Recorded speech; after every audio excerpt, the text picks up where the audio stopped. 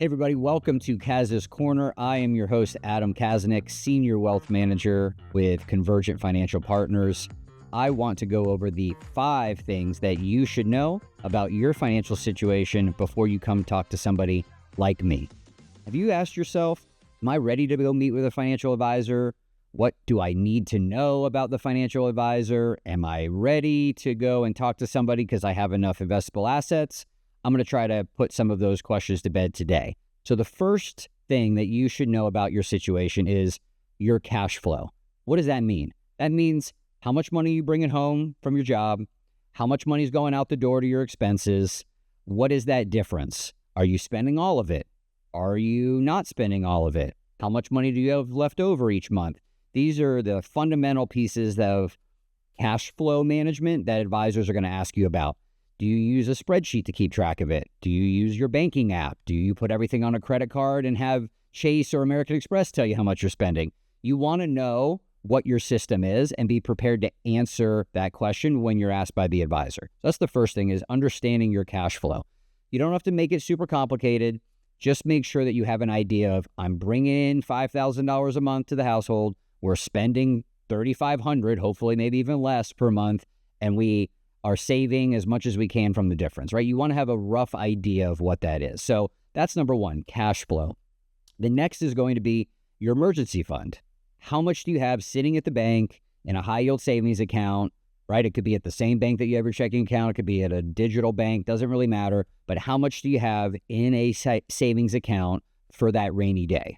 Now, you'll hear different methods, right, to the madness of how many months of expenses you should have as an emergency fund. But if you haven't figured out step one, it's going to be hard for you to get any multiple and any savings account for step two. So my recommendation is get 4 months of your expenses that you determined in step one sitting in a savings account. That should be your first primary step after figuring out how much is coming in, how much is going out to the life that we've built. Let's get 4 months of that outflow in a savings account. That should be the first primary step. If you're not at that level, it may be a little premature to come visit somebody like myself, because I'm going to have a hard time really feeling comfortable telling you to go invest money or telling you to part with some dollars if you don't have that little cushion sitting at home. All right. So that's going to be the step number 2, is you want to have that number. You want to feel confident about that number and walk in and say, yes, I've got 4 months, 5 months, whatever, 8 months,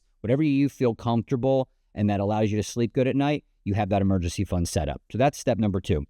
Number 3 is going to be, for the majority of Americans, is going to be understanding your benefits at work, right? Most of the people that I work with are employees of a company, and they give you maybe a 401k or some sort of retirement account. They give you health insurance or life insurance or disability insurance. You want to be aware of what those benefits are, because if you don't know, I'm not going to be able to know. And as an advisor, I'm going to want to be curious around, are there gaps in your scenario that we need to address right away?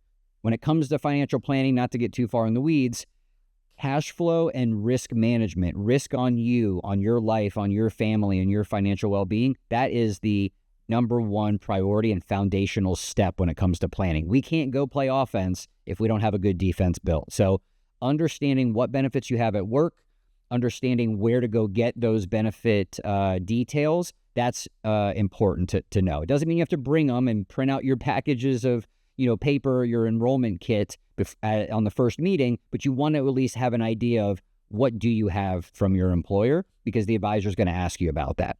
So hopefully those first 3 make sense.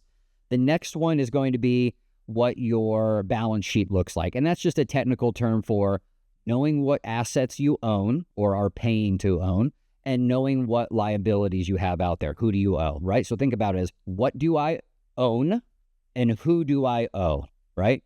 So is that a car? Is that your home? Is that stuff at your house? Are you paying it off? Do you have a mortgage? Who do you owe on those things? The mortgage, the car payment. Did you go and maybe take out a loan to buy, equipment for your business or whatever it is? So you want to know, what do you owe and who do you owe? Okay.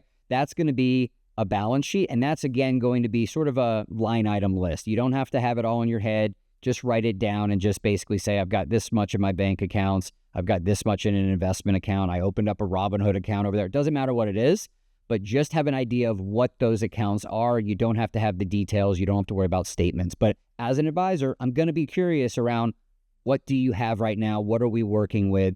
Because that also will lead into, do you have concerns about those accounts? Do you have money in the market? Are you worried about Bitcoin or crypto or what Tesla or whatever is doing, these days from a stock perspective? So we want to have an understanding of what risks, again, you have out there and where your assets are and who do you owe and what those liability structures look like. And the last thing is, who is important to you, right? So that could be family members, your parents, your children, your spouse, siblings, or maybe it's an institution. Maybe it's a charity that's important to you. Maybe it's a organization that you've supported all your life or that your family supported all your life, and you are supporting those individuals or those entities financially, either through donations or through helping them pay their bills, whatever it may be. That's a key important piece of who is important to you. How old are those individuals? How long are they going to be financially dependent on you? You want to understand who is important to you and be able to share that with clarity with the advisor so they can get a full picture, so I can get a full picture of who am I talking to, who else is involved in this conversation, who else should we be bringing into the conversation to make sure that when we're making recommendations going forward and hopefully working together, we are involving whoever needs to be involved. So hopefully these 5 things are a great launch point for you before you then come in and talk to an advisor, because I want to make sure that when you walk in that threshold, that door of that financial advisor's office, you're in control over the decision. You don't want to be at sort of feeling at their mercy of, are they going to reject me? Do I have enough money to invest with them? You want to be confident with the information that you've put together. And once you've done it once, go and shop. Go and have a bunch of different Are We a Match meetings like I will have with you to make sure that you find the right professional or team of professionals that has the right type of philosophy that matches what you're looking for. So hopefully this was helpful, and I look forward to seeing you on the next episode.